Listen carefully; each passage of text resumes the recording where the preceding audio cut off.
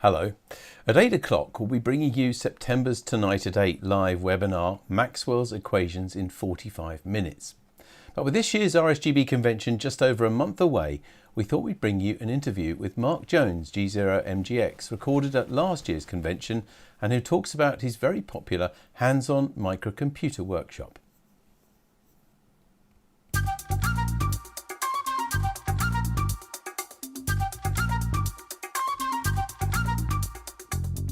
I'm with Mark Jones, K6WX, who's an RSGB board director, but actually he's here now to talk about a very interesting workshop that he's been running for us here at the RSGB convention. Hello, Mark. Lovely to see you. So tell us more about this convention, the presentation or the workshop that you've been running. We're very keen to try and introduce as many practical exercises as we can, really. I think people enjoy hands-on activities. And when we were thinking about what we could do at the convention, I authored a book for the RSGB a while ago called Microcontroller Know-How, and I wanted to try and do a fairly simple introduction to microcontrollers so that people who perhaps haven't dabbled before or pick up a copy of Radcom and see a microcontroller-based project and go, ugh, scary, would be able to tackle that kind of thing. So we really started with basics, and it was quite good fun. We had a good time. And you've had very good uptake of I've had sold out, I believe. Yeah. We were going to limit it to 20, and then but we've ended up at 40. So I've had 26 today, and I think 15 tomorrow. So maybe it's 41 we're at now. Yeah. So yeah, very well attended, and feedback seems very, very positive. So we started with absolute basics. Everybody then got a breadboard and a Arduino Nano, a USB cable, and some jumper wires and what have you. We started off with just basic communication to the board to flash an LED, and then we connected up a 4-line LCD and sent some silly messages to each other, and then we coupled up a analog device's signal generator and controlled that to generate some RF up to about 12 megahertz. And how many hours did you do this? Only 2, so it was very good. I did tell you just before we came on air, actually, I was so envious because I would have definitely been at that workshop if it had been run. But it was really to try and prove to people that it isn't as hard as you think it is, and with a little bit of tuition. It's the software that loses me, and maybe many others. I'm sure a lot of radio amateurs who are watching this have got used to doing a lot of electronics hardware. Maybe if you've been an amateur for years as well, it would all been very hardware based.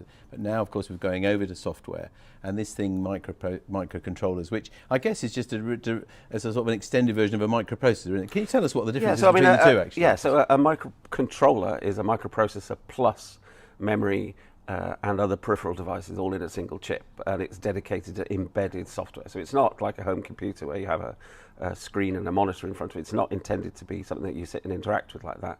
It's dedicated. So the thing that controls the fuel in your car or the cycle on your washing machine or all of those sorts of things, that'll be a microcontroller. So they're like an appliance, really? Absolutely. It's an embedded controller that interfaces with external peripherals and other devices to control them. But I mean, that for many of us would seem even harder to be able to... Well, in the world of embedded software, and especially with Arduino, as soon as somebody releases a device, like we've used a AD9833, I think it's called, a signal generator from analog devices, there's already a library of functions sat there in the public domain that you can use for free. So you don't So a library function, so that's a bit of software that's been pre-written, which you can allows us to then control. So instead of starting with a data sheet and all the complexities of how you control this individual piece of electronics, it's all done for you, really. So you work at a much higher level and just use somebody else's code to control it and switch it on and off and set the frequency and do all of those sorts of things really quite easily. So that's what I wanted to prove to people, is it's not as hard as you think, really.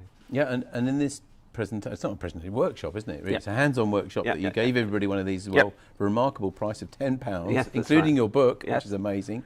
And this thing called Arduino, just for viewers not sure what an Arduino is. Yeah, okay. It's a little Arduino is an open source hardware and software platform. So the software gives you the ability to write your code and communicate with the board. And then they do a number of different hardware boards which have got a microcontroller on them, plus some peripheral devices and some pins to I think we're looking at one now, actually. Okay, so you can just missed it on there. You can put it on a breadboard, and you can connect some wires and what have you. And a breadboard, just for those watching, a breadboard is a simple solderless means of connecting things together with using plug-in connect cables. So, I should have brought one. Well, never mind. But I mean, yes, to be able to do this and not have to get the soldering irons out and everything. Yes, absolutely. So the microcontroller book that the RSGB published that I authored it was aimed at perhaps a higher technical level.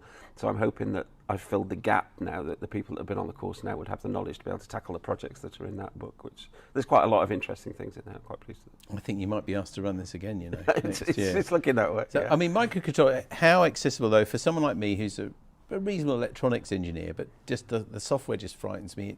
I don't understand it. Could starting with one of these really enable you to maybe design something yourself for the shack? Absolutely. So the Arduino Nano that we've used today is a £10 electronics board.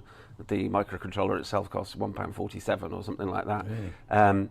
And you can program it as many times as you like. And I've built many things for my shack that this will be sat on a piece of Veriboard or something and sits as the controller for everything. I've got power meters, SWR meters, that kind of stuff, all using software to display for the fancy displays and all that kind of thing.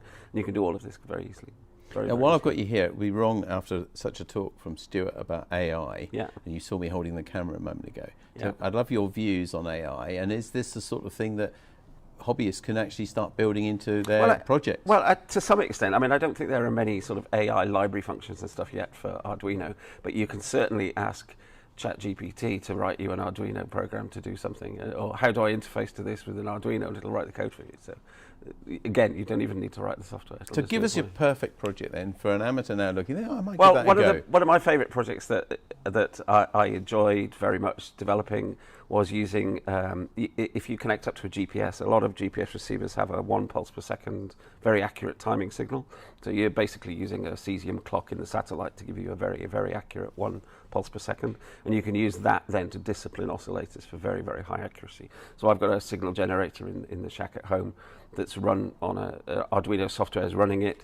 It uses a GPS to discipline the oscillator so that it's extremely accurate. So I use that. What sort of accuracy are we talking about 0.1 part per billion or something like that. I mean, incredibly accurate. You could dedicate your life to writing algorithms for this sort of thing. But so the days of it, in my day, you see, it was temperature controlled crystal oscillators was the bee's knees. You had a crystal which did vary a little bit with temperature, so you put it in an oven, heated it up to a fixed temperature, that gave you a very solid source. So that's today, old school exactly stuff now? the same, but that crystal oscillator will have a control voltage to allow you to plus or minus a few hertz to adjust the frequency.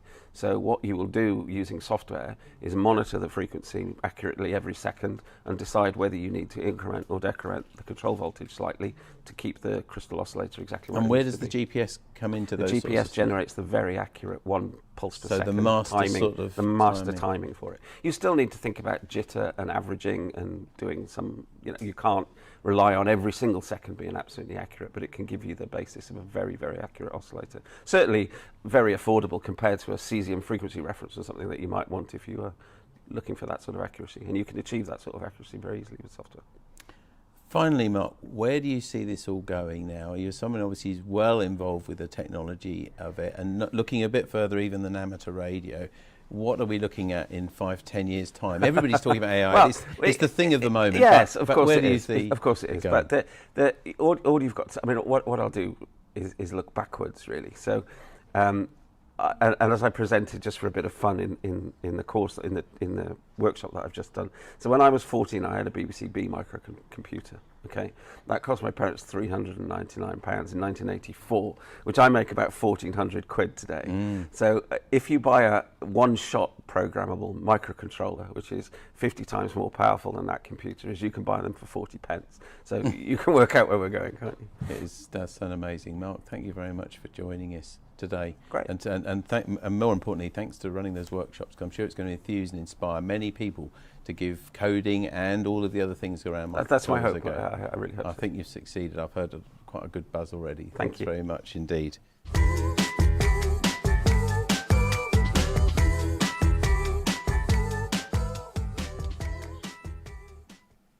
That interview from last year's RSGB convention leads me to letting you know that tickets to this year's convention on the 10th and 12th of October and 3 exciting hands-on workshops, Take Your Programming Skills Up a Notch, Introduction to Microcontroller Unit Programming and Antenna Building are all now available.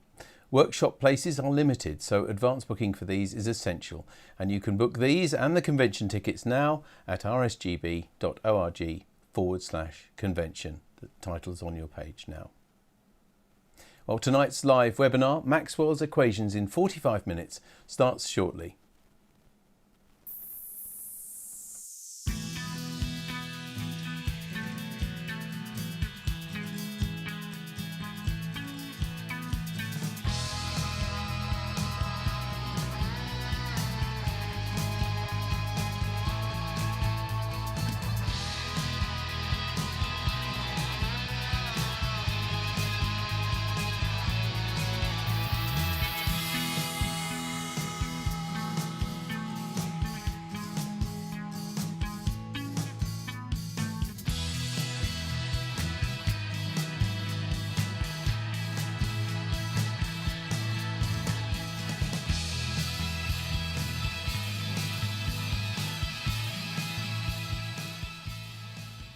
Hello and welcome to Tonight at 8 from the RSGB.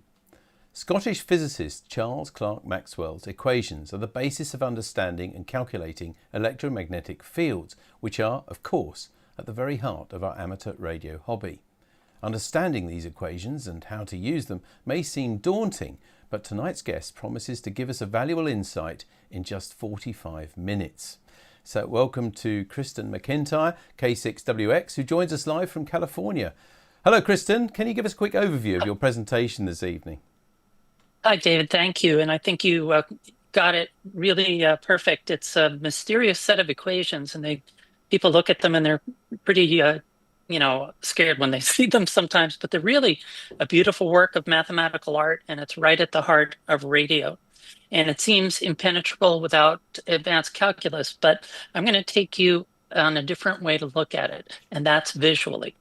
So that's what the talk will be about. Well, we're really looking forward to it. And before we start, though, if you're watching this on Monday, the 1st of September, then this is live. And you can ask questions or make comments on either YouTube chat or BATC messaging at any time during the presentation or straight afterwards. Please include your first name and call sign if you have one within every message. And note that you can make this video stream fill your screen on most devices, usually by double-clicking on the picture or pressing the full screen button. So now let's go to Kristen for Maxwell's equations in 45 minutes. All right. Thank you, David. So this talk was inspired by my son, who was taking second semester physics. And in the US, that's when they cover electromagnetism.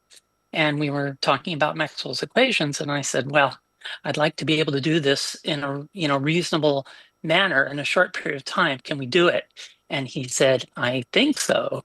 So I was inspired by that and by this T-shirt. And I don't know if people watching this have ever seen a T-shirt like this, but they're very popular where I went to school. And I wear this T-shirt occasionally, and at work, people say, what's that? Or they know, and they say Maxwell's equations. And I turn to them and I say, do you know what they mean? And I kind of have this 3-minute explanation that I can do. But I thought, if I have more time, and this is why I started talking with my son about this, can I do a better job? And I think that I can. Hopefully you'll agree by the time we get to the end of this. I was also given this wonderful book called The Student's Guide to Maxwell's Equations by Daniel Fleisch. And it's a fantastic book. It's very short, actually. And it has great pictures of the fields and examples, and it has little arrows that point to all the elements in the equations that help you understand them a lot better. I wish I had had this when I learned this material initially. It's a fantastic book. He has a great book on tensors as well. So what are Maxwell's equations? Well, are they insane mathematics that I'll never understand? Well, maybe, maybe not. I'm hoping you'll understand them better by the time we get to the end of this. Are they a Rosetta Stone left by aliens? Well, possibly. I don't know. You can be the judge of that. A fun parlor game to stump your friends? Yes, you can do that. If you can say, what does del dot b equals 0 mean? That could be fun. And it could be what's trending on Twitter or X these days, but I kind of doubt it. However, what they actually are 4 simultaneous differential equations, and you can see them on this cup here, and they're in a different form than the one you saw on both that plaque and on the T-shirt, which is a hint that there's many different ways to write these equations, but they're all equivalent. There's some beautiful mathematics here. Vector calculus, I find, is a very succinct way of saying things. There are more succinct ways, but to me, this is right at the right level where you can still make some sense out of it. They are a statement about the geometry of electromagnetic fields. So they follow certain rules and certain shapes that will become apparent as we go along. And I think they're nothing to fear. You might as well learn about them, because they help you gain tremendous insight to all of the things you might do on radio, antennas, transmission lines, things like that. So I'm not doing this out of hubris. A lot of people ask me, are you nuts doing this? Because this is a very deep subject and you're going to take a very cursory glance at it. And And a lot of people didn't think it was possible to do it. I don't know, maybe I've accomplished it. You'll be able to figure that out when we get to the end. And I want to give you a feeling for what I experience when I see these equations. So if I see someone with a t-shirt like that, or if I happen to see them on a page, or if we're discussing them, I have a real distinct feel for the way I see them unfolding in the world. And obviously, we're not going to get to everything. We're just going to touch the surface, but hopefully deeply enough so that you can get an idea of what they mean. And there's the man himself, James Clerk Maxwell, who was the one who formulated the original mathematics based on Faraday's experimentation. And many people will note that Maxwell didn't write these down in the form that we're going to talk about today. That was actually done by Oliver Heaviside. Maxwell used quaternions and a lot more equations that had were kind of overspecified, but they've been boiled down nicely in this vector calculus formulation. So I think in order to understand a lot of this stuff, you're going to need something like a secret decoder ring. And you'll see a number of symbols here that probably, unless you've studied this area, don't make a lot of sense to you. But we're going to try and touch on all of them so that you can understand these things. And I want you to, at the end, I hope that you'll be able to see some equation and point at it and say, oh, that's kind of this thing and that thing. You may not know precisely what it means, but this may help you. So, and this is very apropos for the UK audience. Keep calm and carry on. Let's start now with our 45-minute journey.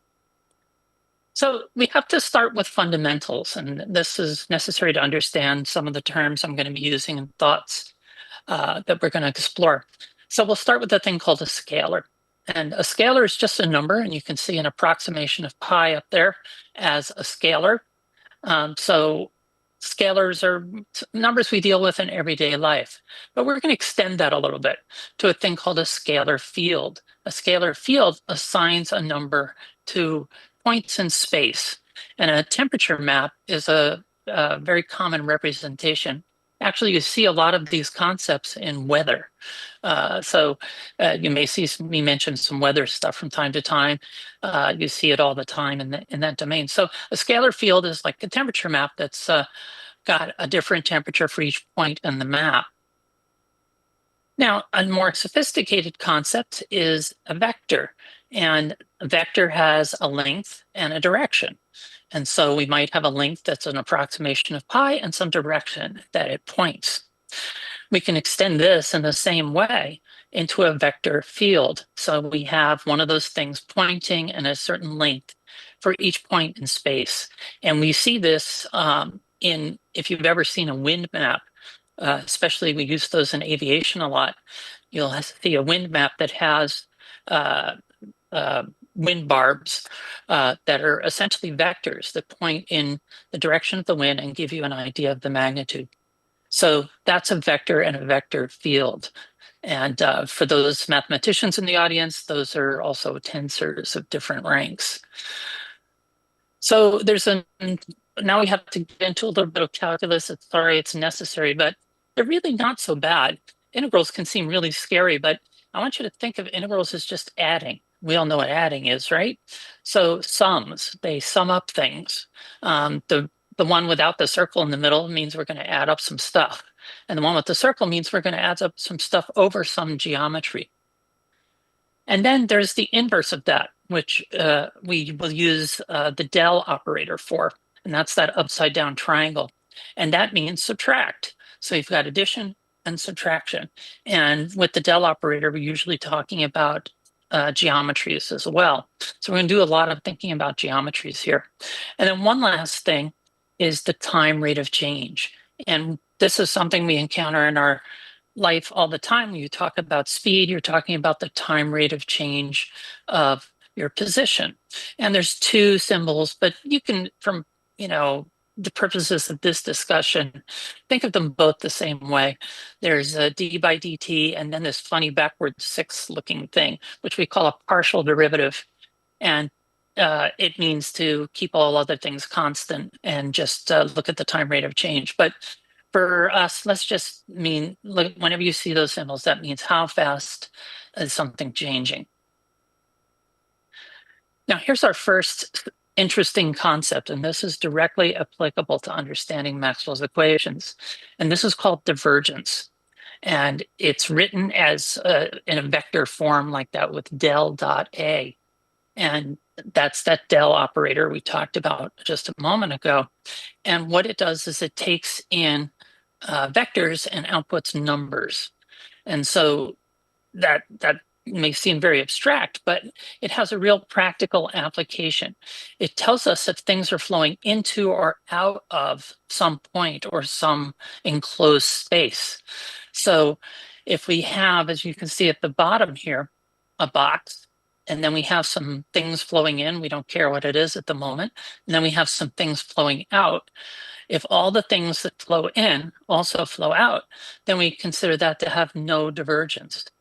And as I talk about this, keep in mind that there's a rigorous mathematical definition of this. We're not going to talk about that specifically, but I want you to keep in mind that there is such a thing.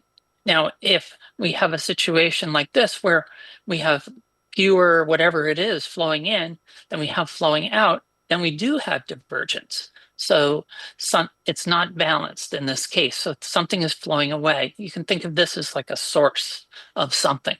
And one where more flowed in than flowed out, that would be a sink. So sources and sinks, if they're balanced, no divergence. And then all of this eventually in more dimensions.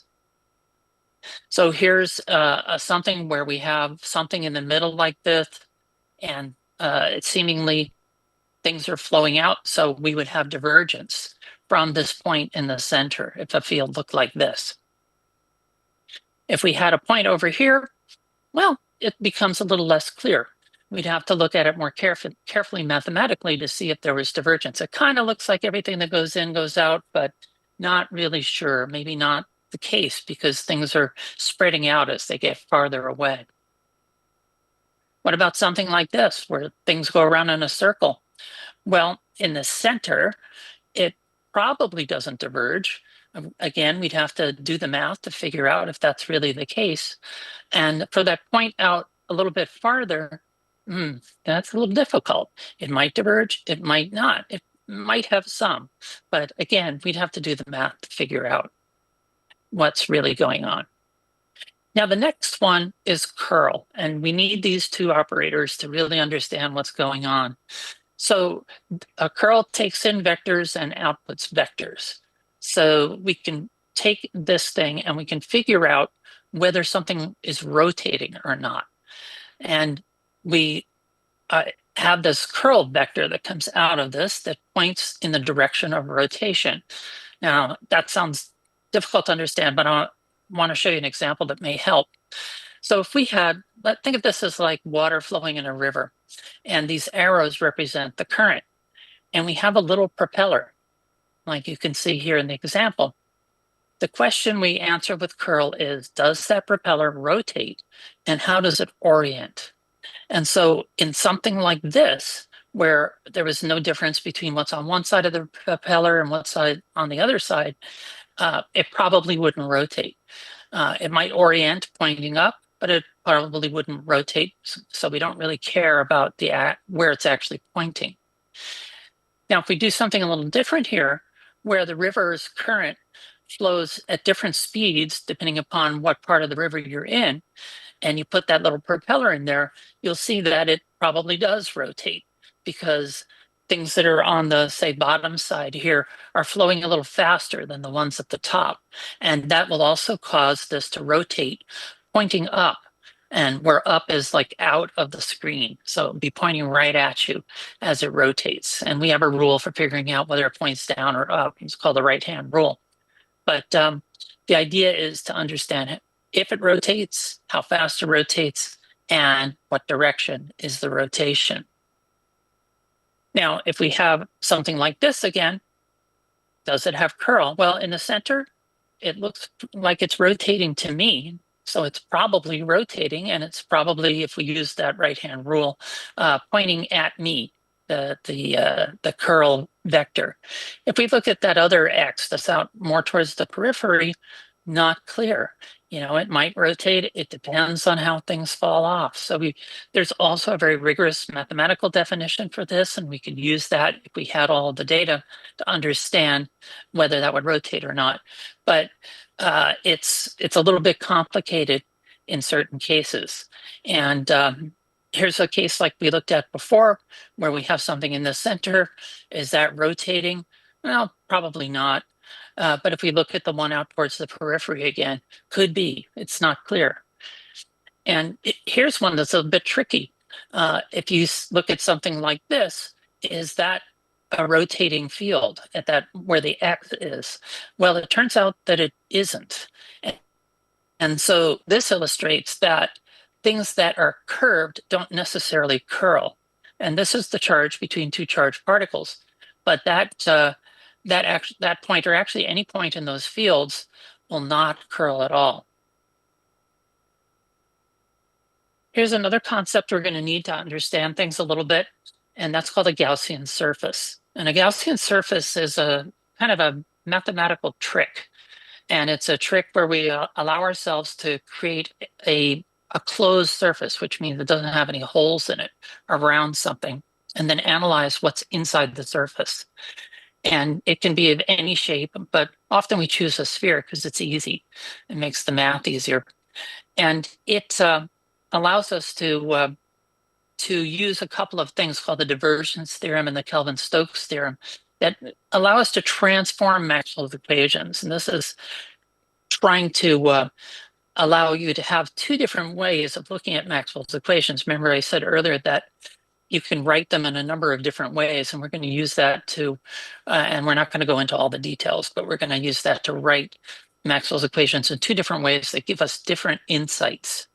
And if you look at the bottom, you can remember that little diagram with the arrows going in and out and questioning whether we had divergence, that box that we drew around things. Well, that's a Gaussian surface, and that allows us to analyze what's inside and figure out if we have divergence or not. Another concept we're going to need is called the surface normal. And the surface normal is perpendicular to some surface. And so if we have a curved surface like the red one there, we balance something on top of that, and then we draw something that's perpendicular to that plane that's balanced on top of that. And then we draw a vector there of unit length. In other words, a vector of length 1, because we're only interested in direction, that's perpendicular to the surface at every point, which you can see on the lower diagram. And that are all of those little arrows on the lower diagram are surface normals. And you'll see why we need this in a minute. Something we do a lot to understand what's going on inside things. And you might guess that these surfaces we're talking about are going to be Gaussian surfaces, and indeed they are. We want to find out how much stuff is going through a Gaussian surface. And we have this cool operator called the dot product, and that allows us to see how much two vectors are pointed in the same direction. If they're pointed in the same direction, then we get all of whatever is trying to get through there. If they're off by a bit, then we get less and less. And that is mediated by cosine of the angle between them. But we want to see how much is flowing out and how much is perpendicular to that surface. And then we add all of that stuff together. And it turns out that when we do that, we've actually recreated the idea of divergence mathematically. It's exactly equivalent to that del operator, only doing it a different way. There's an equivalent to that, and this is the Kelvin-Stokes theorem, where we can figure out how much of curl vector contributions there are actually by just looking around a loop. This is a really neat trick, and it's kind of complicated. So if you don't quite get it at first, I don't blame you. I had a tough time understanding this when I first thought about it. But you have some surface, and this one's an open one, so you have a hole in it. And you sum all those surface normals of the curls of something, and you sum them all up, and that is the same as if you just went around the edge of the thing and summed up all the little increments around that loop. So you can actually capture a really complicated thing in a very simple way, and this recreates the curl. So don't worry if these details of all of this seems mysterious and your head is spinning. Don't worry about that. The key here is that we have two different ways to look at divergence and curl. One of them is just looking at differences of things, and the other one is looking at sums of things. So what this allows us to do is have two different forms of things. And we're going to take just some of the equations here just to see how we get the two derivations.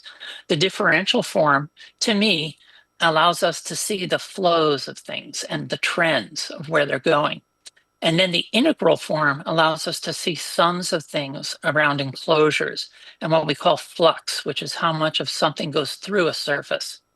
And so each one of these things has an equivalent sort of a sum version versus a difference version. So we have like an adding and a subtracting version. And to me, each one of these gives different insights.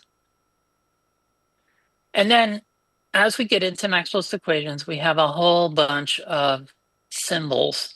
And I might talk about some of them. There's no need to memorize all of this. But I want you to see that some of these are kind of not really duplicates of one another, but they're closely related to each other.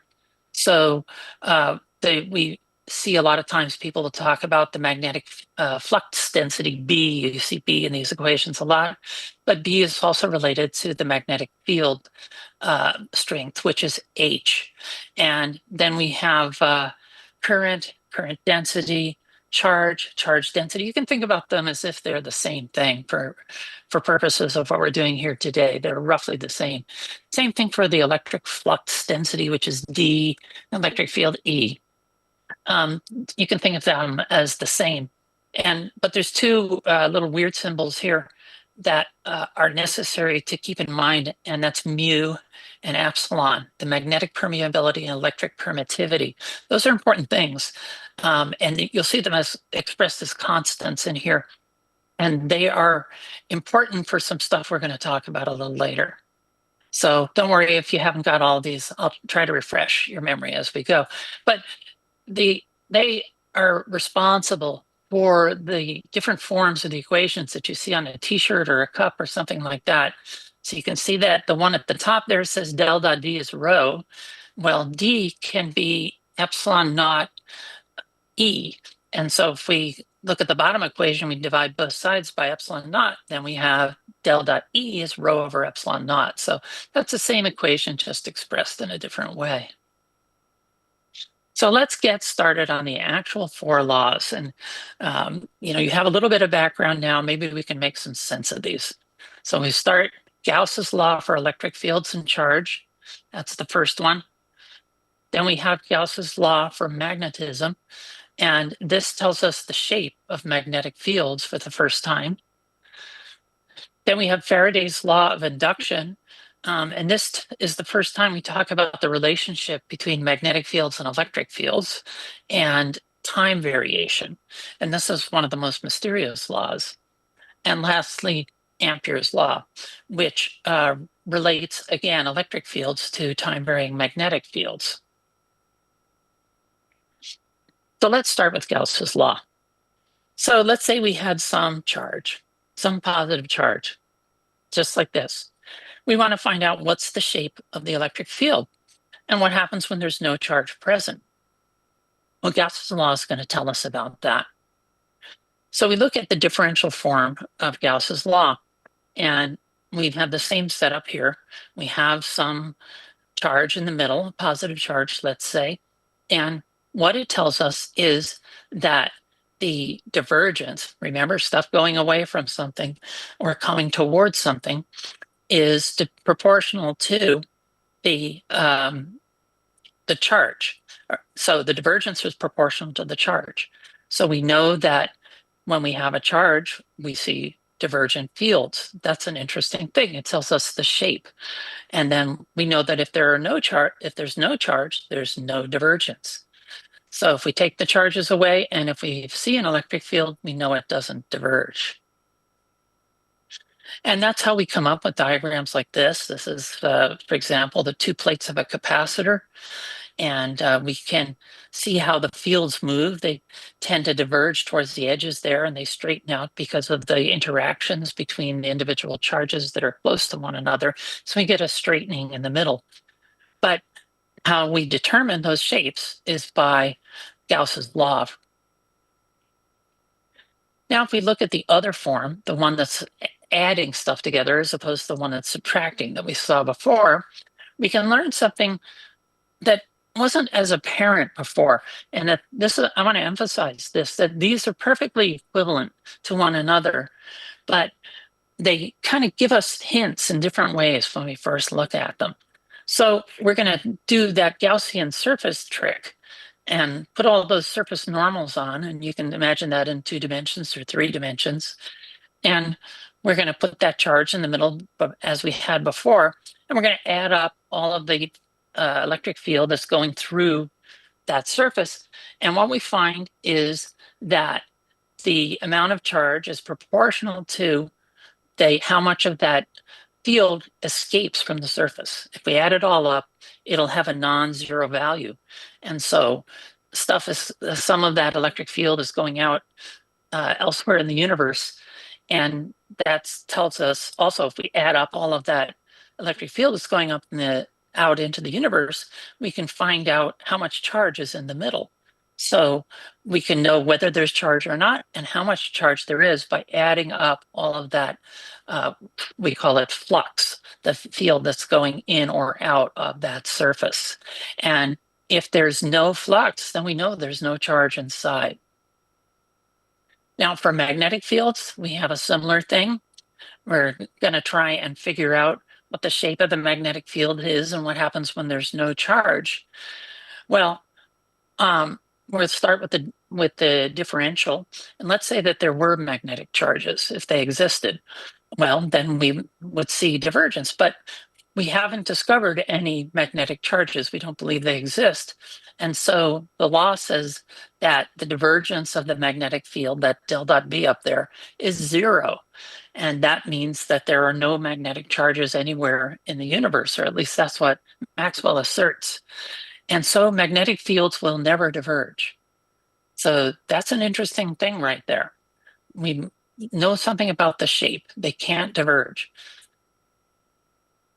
So no magnetic charges, that implies that very clearly. Now, if we look at the integral law, we find something really interesting. So again, we'll set up our Gaussian surface like that with no magnetic charges. And we have that sum around all the surface normals there. And that sum must always be 0. And that's really interesting. You know, if I take any shape and I enclose any part of the world and add up all the magnetic field that's going in or out, it will always add up to 0. And that includes even slicing through a bar magnet. And, you know, when it comes to permanent magnets, things get really different and interesting because of magnetic moments of particles. But we're going to assume that we're not in the quantum world here. We're going to assume everything is continuous.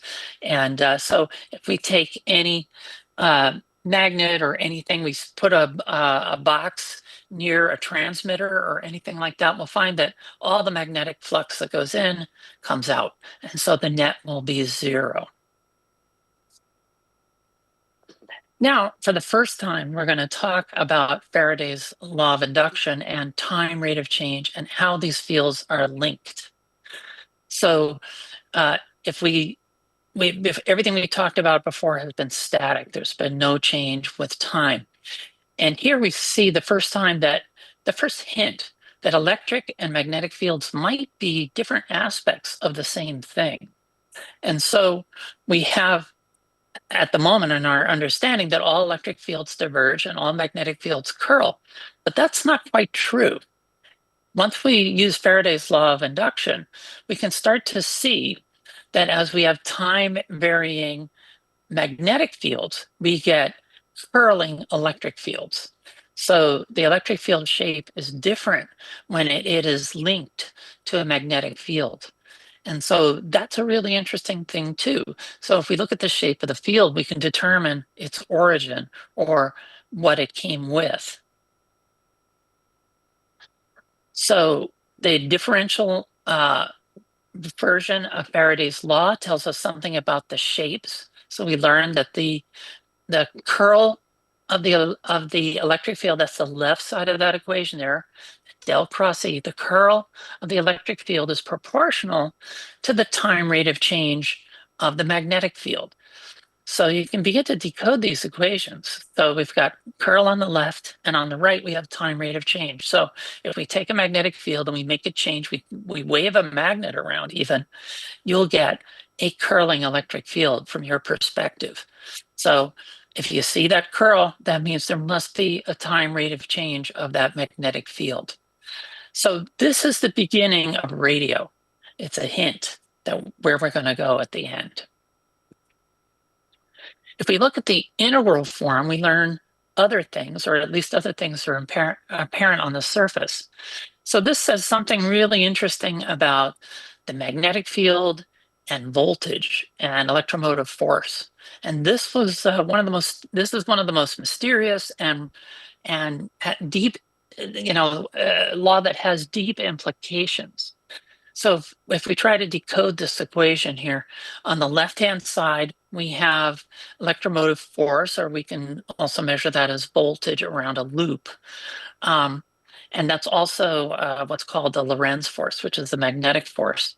And on the right-hand side, we have the change in magnetic flux. So here's a case where we can measure how much magnetic field is at a time changing magnetic field is going through some area, some surface.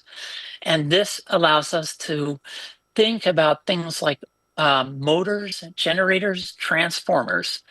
So we have that case where now we can take a voltage, do some work on something, and have something conform to this law, because these are things we observe in the universe that it seems to want to conform to these equations for the most part. And so we can see things begin to move as a result of having a certain amount of electromotive force or voltage available. Ampere's law is the last of the four here. And this tells us how we make magnetic fields. And so we can make them both statically and dynamically. And this tells us a bit more about how electric and magnetic fields are maybe two aspects of the same force. Except when we get down to the quantum level, things get really weird. But there's a reasonable argument that they are two aspects of the same force. And we see that we have current here. Current is just the time rate of change of charge. So if you watch charge flow by from your vantage point, you'll see a magnetic field. And it tells us the shape of that magnetic field. It's going to be curling. We already knew that magnetic fields can only curl. And so, whoops, I want to go back a little bit. Hang on one second. I'm sorry about that. You can see that time rate of change of the electric field, which is, you can think of that as the charge moving by, right? That's the time rate of change of that electric field, will yield that curling magnetic field. And that's what Ampere's law tells us in differential form. And here's a little bit more details about that. So we have, and again, you can start to decode these things. Del cross H, that's curling magnetic field, is equal to current plus current, J is the current density, plus the time rate of change of the electric field. And so the static part of that is the current, which is J, that's actually current density. And so what we find is that steady currents produce curling magnetic fields. So if we ignore the time rate of change of the electric field, we just say that the curling magnetic field is proportional to the current. And if we look at the dynamic part, we see that changing electric fields are proportional to magnetic fields, time rate of change. And so the magnetic fields always curl. We get that from all of these equations. That keeps reinforcing that notion. Before we saw that the magnetic field didn't diverge. Now we know that it curls. And that electric and magnetic fields are tied tightly together. And when you look at something like a wire carrying a current that's moving in time, we see all sorts of wild things. We have magnetic fields and electric fields, and they're kind of hard to describe, but you can see that there's a complicated process going on. Now, if we look at Ampere's law from the integral perspective, we can see, again, this is exactly the same as the differential form, but this helps us think of things in a slightly different way. And what it tells us is that we, again, if we pass a steady current or we have the changing electric flux that's on the right-hand side, then we have a magnetic field circulating around some loop. And we call this loop the Amperian loop. It's a little bit of a mathematical concoction, but it's a useful way to analyze things. So if we have two plates of a capacitor and we analyze what goes around in the loop, we can see both electric and magnetic fields happening in the middle between them. And so if we look at a capacitor in a little more detail, if I draw a loop around one side of that capacitor and we look at just the current going in, we can see that we have that magnetic field around that loop going in. But if we have that surface and we extend it into the middle, the boundaries of it into the middle of the capacitor, things get more interesting because we no longer can see the current. We're just looking, the loop is outside, but the surface is on the inside of the capacitor. So we don't see the current directly anymore, but it's all that summing up of the time rate of change of the electric field. And that shows us what the magnetic field is going to look like on the outside. And it turns out that that stuff on the right-hand side, that complicated thing with the integral and the partial d, partial t, that's actually what is called displacement current. So that's how we get currents flowing in a capacitor. So we've talked about these four laws in isolation, and they've told us some really interesting stuff. So we know the shape of electric fields and the shape of magnetic fields. We know that electric fields diverge if they're static and they curl if they're dynamic, and magnetic fields always curl. We know about electric charges, and then we know that there are no magnetic charges, at least according to Maxwell. We haven't discovered any. If you find one, let me know. I think the physics world would love to hear about it.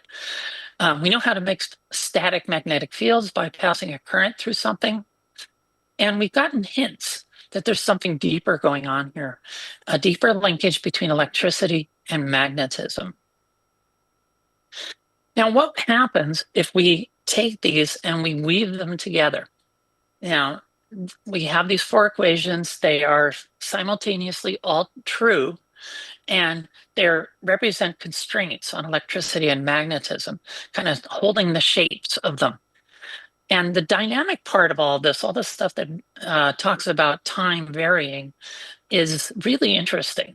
And that's where electricity and magnetism come together. And this is going to take a little bit of vector calculus, and I apologize for that, but it's going to yield something really interesting in the end. So please bear with me if you don't want to follow the algebra, and it's kind of algebra, even though they call it calculus. In this case, it's mostly algebra. Please bear with me, and if you can follow along, that'd be great. And if not, don't worry about it too much. So what we're going to do is we're going to gather our four equations that we've seen before in differential form in this case. And so you've seen these all before. Del dot D is rho, del dot B is 0, et cetera, et cetera. And we're going to get rid of the static parts of these equations. And the static parts are rho and J. So we're going to get rid of charge, and we're going to get rid of current. And we're just going to look at the parts that change with time. And then we're going to take all of these and we're going to put them in a bowl and stir them up and get some interesting results. And what we've learned already is that there's no divergence in this case. So if we take away that del dot D is rho, and we take away rho, then divergence has gone away. So the curl equations become really interesting. So we're going to combine these curl equations. And I'm going to drop some of the vector notation here just to make things simpler, because it just gets too many symbols on the page. So these are the curl equations. We got rid of the zeros above, because we're not interested in them anymore because we know they're zero. And so we have the del cross E, which is curl of the electric field, and the curl of the magnetic field are equal to, in one case, the negative of the time rate of change of the magnetic field, and the one for the electric field without the minus sign.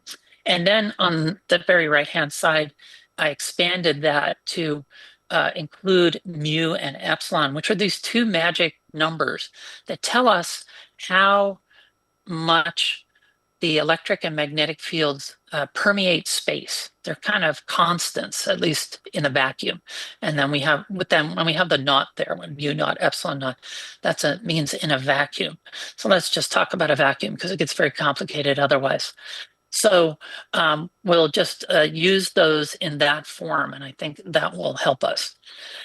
So as a second step, we're going to do something kind of wild here. We're going to take the curl of both sides of the equation, and you'll have to trust me on this, that that's a valid mathematical operation because these are linear operators. And linear means that we can do stuff like this, basically. So we're going to take the curl of both sides. You'll notice there's an extra del on the left and an extra del on the right that weren't there before, and it can pass right through the constants in the front and go right into those partial differentials. And we're going to use a piece of notation that we use in calculus where when we do something twice, we put this superscript of 2. That doesn't mean we squared anything.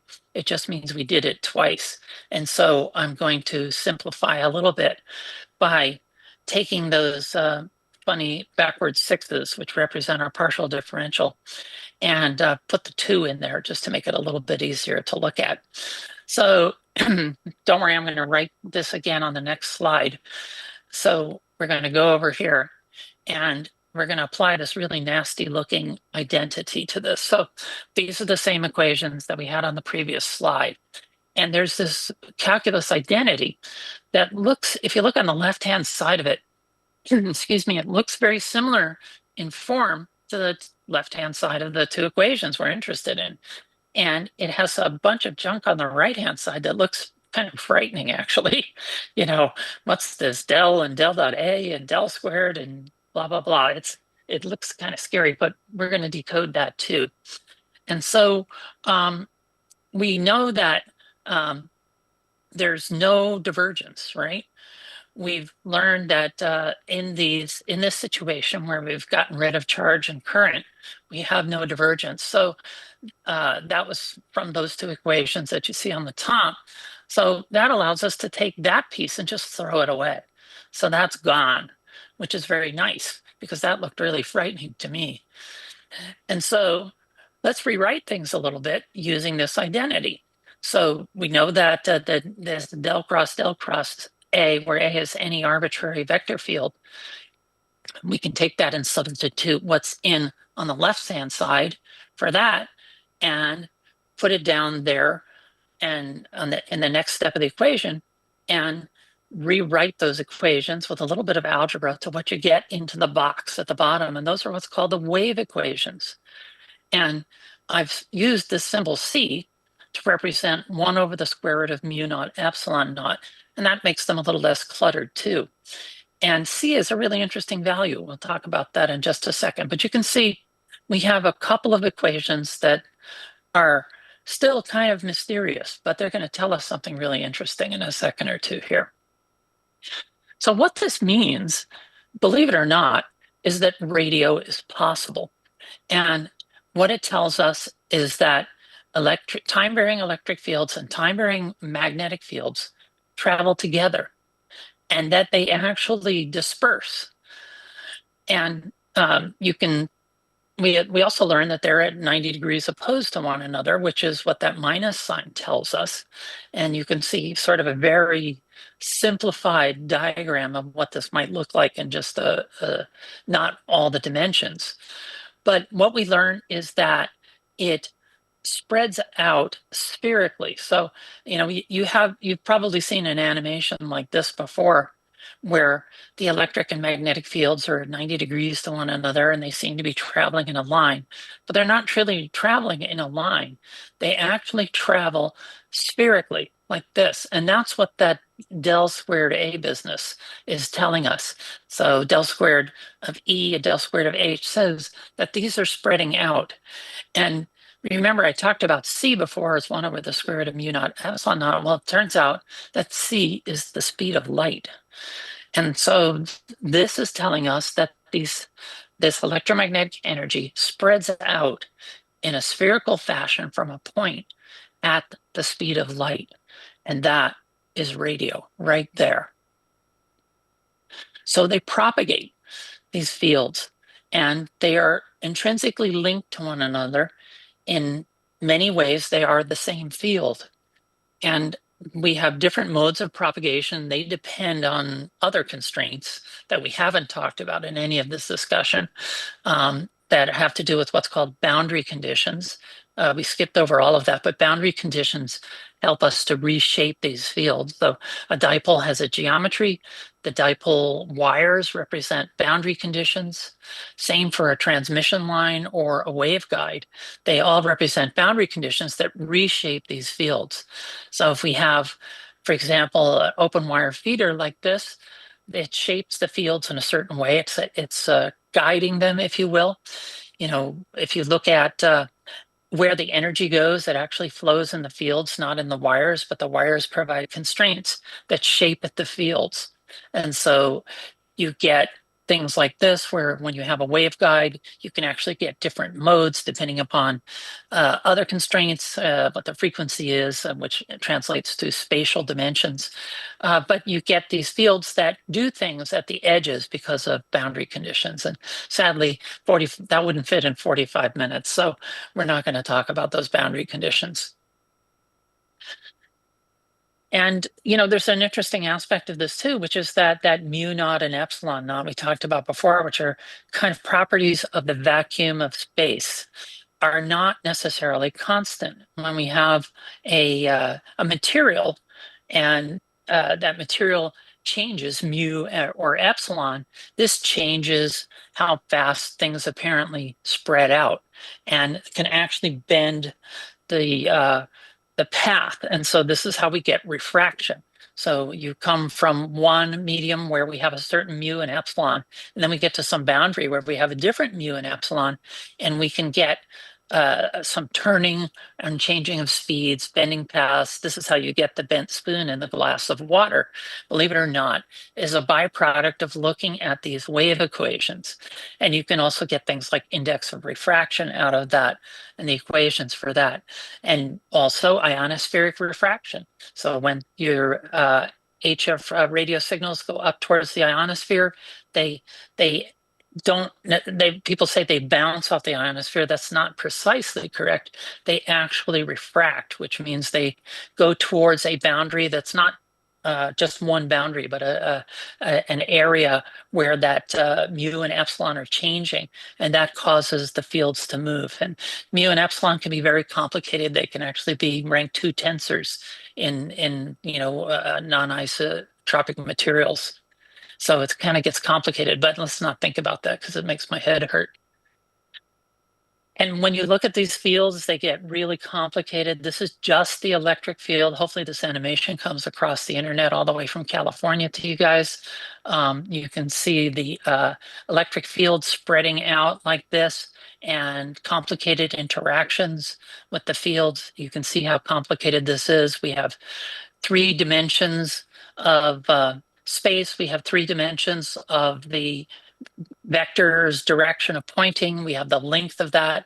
Then we have the 3 dimensions for the magnetic field. And so that's 9 right there. And then we have time on top of all of that. So you can see that this is really complicated when you deploy it fully into space and time. We only talked about some pretty simple examples so far. So what have we learned about this? Well, I'm hoping that you learned that Maxwell's equations are not so scary. There's a lot of subtlety in there, but maybe you can if you get the slides and go to the secret decoder ring, you can start to decode what they mean a little bit. And we certainly haven't learned everything about Maxwell's equations. You can spend years working on this. It's a very interesting subject with a lot of depth, but there is a way to kind of decode them. And I hope I've given you some tools to begin to decode them if you haven't worked in this domain before. And I think it's really important that you understand the geometry, because it helps you understand what fields are possible and how they might look. The fact that curling electric fields tells us there's a time varying magnetic field, and vice versa, tells us something really interesting, or divergent fields tells us there's some charge around. And then we learned that if we take some of these equations and we kind of fold them into each other, you can get propagation, which is what we're all here for about radio. So this tells us that radio is possible. And this was, discovered or invented or something like that, before radio was really a thing. And so it was really a tremendous insight between Faraday and Maxwell to be able to understand that, this was possible. And then we didn't really use it for quite some time after that. And lastly, that this is some beautiful math.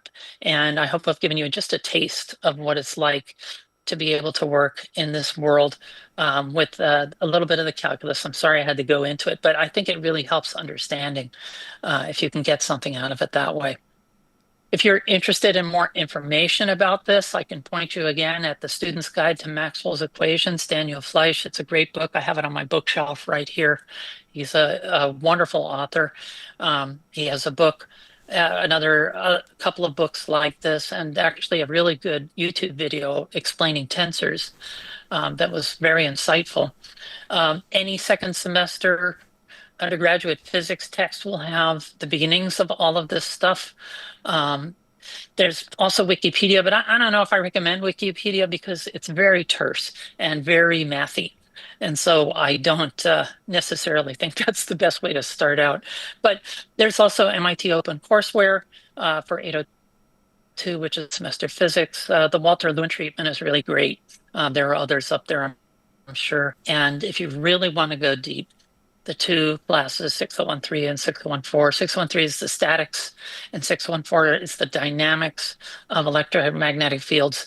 They are the toughest courses at MIT for sure. So I'll take some questions. That's the tensor form, by the way, of Maxwell's equations. Wow. Wow. Thank you very much, Kristen. I don't really know what to say. I wasn't great at maths at school, or college, and so I did struggle a little bit to follow it. But what it makes me think is that it's incredible, really, that Maxwell, all those years ago, and other scientists and physicians with him, were able to work out this sort of thing without all of the tools that we have now. That's the thing that really grips me. How on earth did they do it without all of the technology and the internet and things like that we have now? Yeah, it was an amazing set of insights.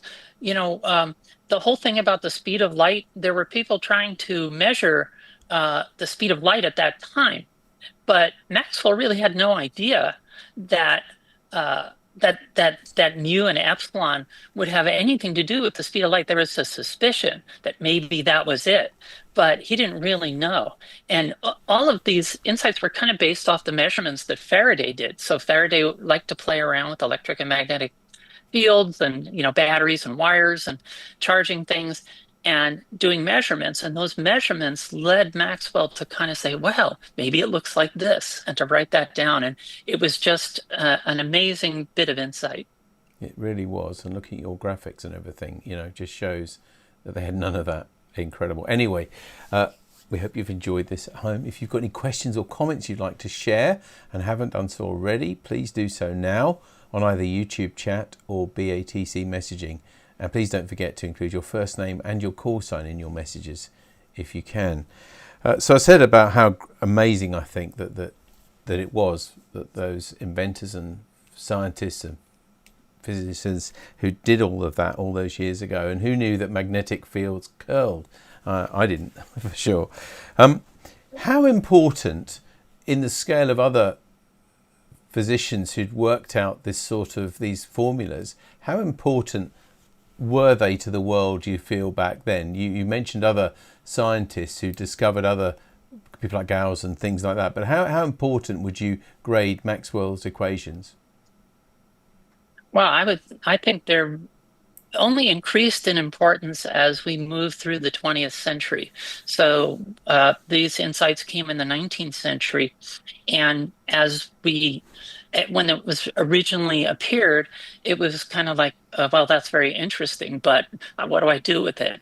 But I think that once people saw the Faraday's law of induction, that's when we started to realize that we could use this newly discovered electricity thing to move stuff. And I think the most important inventions of the 20th century were based on the ability to create motive force out of something other than human muscles or animal muscles. And so we began to see, using those insights, that we could build an electric motor. And that became the engine that drove the Industrial Revolution. So I think, before there was even radio, the ability to turn a shaft and do work from electricity was a key invention that made the 20th century what it was. That's very profound, yeah, and I can understand how you feel that, Kristen. So thanks again. It's a reminder to everybody at home now, if you've got any comments and things. We've got a few comments and things, people saying fascinating presentation, wonderful, and really enlightening, as you'd expect. Your background yourself, you obviously are involved with mathematics, and looking at your biography, you're working for a big IT supplier, or Apple is in your biography, so you don't mind me saying that. And so are you using this sort of maths on a daily basis for the work that you do? So I've done both hardware and software.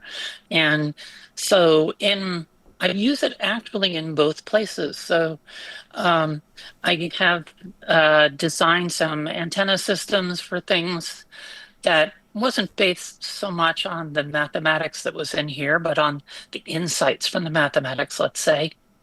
But I do mathematical modeling of things. And so the general, I don't know, I guess familiarity with mathematics has helped me quite a bit in my work. And I guess you'd find that a little bit unusual working in software because it's not that mathematically based in many cases. But I tend to work on projects that do involve mathematics more than not, because I think it's a unique way I can contribute. And I guess so take this with a pinch of salt. And I'm playing devil's advocate a little bit, but with the wonderful technology that we have at our fingertips now, and the internet for looking up things, and of course the addition of AI, which makes at least some of the answers that come back even more amazing, I wonder how relevant it is for people with the skills that you definitely have, is for the future to understand these things as much. I'm not devaluing it at all, but I'm just saying how relevant do you feel it's going to be in the new generations of technology that we've got coming up? Well, I definitely understand the question, and it's something that I think about a lot these days, especially since artificial intelligence, so-called, I'm not sure it's actually intelligent, but is becoming a big part of our world. And I've spent some time very recently doing a lot of interacting with some of these large language models for programming. But I think that one of the things that these newer technologies, especially LLMs and some of that stuff, is not really good at is insight. And when I think about something, or I try to make something that I think might be useful, I'm synthesizing more than just kind of gluing stuff together, which I think is what a lot of these systems do. I'm synthesizing what might be possible or what might be valuable from all of the experiences and insight that I've gained from these representations of the world. So the physics kind of drives how I think about things. And when I do modeling, I tend to do that through equations that I know or functions that I know are in the natural world. I'm not sure that that these models will get to the point, maybe I'm wrong about this, it's hard to say, but I'm not sure that these models are able to gain this insight that comes from living in the physical world and understanding the physical world that humans can still do. But we'll see. Maybe I'll be proved wrong. That's an interesting theory, Kristen. Keith M0KIL says Heinrich Hertz was the first to demonstrate EM, or electromagnetic waves. I guess this is also one of the reminders tonight about how lots of things that we take for granted now are not just a result of one person's discovery, but lots of other people's as well. Oh yes, very definitely. And you kind of not always distinct bifurcation, but you see that there are many scientists that fall on the experimentalist side and those that are on the theoretical side. And Maxwell is an example of the theoretical side, because he was at heart a mathematician, and a very sad story about him, and he passed away very young. But Faraday was an experimentalist, and so was Heinrich Hertz. But all of them come together to make these things happen. You know, Heaviside's formulations of the equations into a more digestible form, and then later tensor formulations. The mathematicians that have come along, the experimentalists, all of them have contributed to our understanding of the world. And these things are layers and layers. You know, Maxwell's equations, we find that they hold true in the observable world, but then, at the macro scale, but then we get into the quantum layer and things get really different. And we haven't found a violation, but we found a different level of understanding. You know, same thing with Newtonian physics. You know, Newton's laws were a great approximation of the world, and then we dig down to the micro level and things get very different, and maybe very different at the large macro scale in the universe. But still, the premise of what you said holds true, that there are you know, many scientists that contribute at many different levels that bring us to this level of understanding that we have right now that no one person can hold in their head anymore. Well, indeed.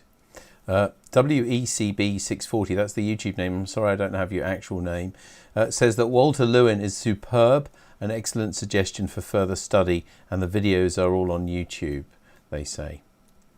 So thank you for that. Yeah, Walter Lewin is great, and actually if you find, there's an article on the what is it, on MIT Technology Review. If you search for Walter Lewin and my name, you'll see a slight linkage between there. I was interviewed for his retirement because I was teaching my son physics at the time, and I wrote to Walter and said, great videos, I really enjoyed it, and brought me right back to being in the classroom.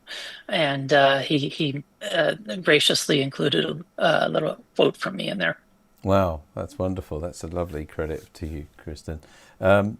John G4NEY says, this was really great, Kristen. I did EM field theory many years ago and covered Maxwell's equations, but I never really understood all the equations at the time. So what about skin effect? Skin effect, that's one of those boundary condition effects that I skipped over. And it's very interesting because to understand skin effect properly, you have to go down to the quantum level. And one of the other things I didn't mention here is what's called the Poynting vector. And the Poynting vector represents energy flow, and it's E cross H. And so with the Poynting vector, you can begin to see that the energy doesn't actually flow in the wires guide the energy. And as you get down into the surface layer of the mobile electrons there, you find different frequencies at which the mobility changes, to just say it very succinctly, and that gives us this skin effect. And it has to do with some electrochemistry and other complicated quantum things. Well, I hope that's helped, John. Thanks to you. Thanks to everybody who's interacted. And as I said, lots of people were saying how much they've enjoyed tonight's talk, Kristen. Thank you for bringing one of our, one of the most fascinating things about radio, the basic radio waves themselves, the actual fundamental part of our hobby, to real life here and explaining those equations. And you did it just about in 45 minutes, which is amazing. Thank you so much for tonight. Yes, it was absolutely my pleasure. Thank you. And that concludes this webinar, and our thanks again to Kristen McIntyre, K6WX, and also thanks to the team who work on this webinar series behind the scenes. Well, our next webinar is V73WW, 100,000 QSOs from the Pacific Ocean by Jamie Williams M0SDV. More details on this, as well as links to recordings of previous webinars at rsgb.org/webinars. Well, the RSGB will have a large presence at the National Hamfest at Newark Showground this Friday the 5th and Saturday the 6th of September. In addition to an extensive bookstall and membership stand, the Society will be running a range of exciting practical activities and demonstrations. These include a semi-interactive display of the CubeSat and a web-based dashboard from a tiny ground station running remotely. There'll also be an opportunity to play Morse, M-O-R-S-E, a minimalist wave-based strategy game operated with just 2 controls. You can also have your CW skills tested at a range of speeds, and on the Saturday there'll be an opportunity to get hands-on building a Kanga FM receiver kit. The activities are all free of charge and there is no need to book in advance. Members of the RSGB board, staff and representatives from specialist committees and teams will also be in attendance and are looking forward to meeting you, answering your questions and offering support. Full details about the National Hamfest at nationalhamfest.org.uk. And don't forget to secure your place at this year's RSGB convention at Milton Keynes on October the 10th, 11th and 12th. This year's theme is Discover, Learn, Progress, and there will be a wide range of presentations, forums and practical workshops over the weekend. Booking is open now, and for more details of the convention and how to book, please visit rsgb.org/convention. If you subscribe to the RSGB's YouTube channel, you'll be notified of all upcoming Tonight at 8 webinars, as well as other new videos and presentations from the Society on a wide range of amateur radio topics. Thanks for joining us this evening, and until next time, this is David, G7URP, signing off and clear. Bye-bye.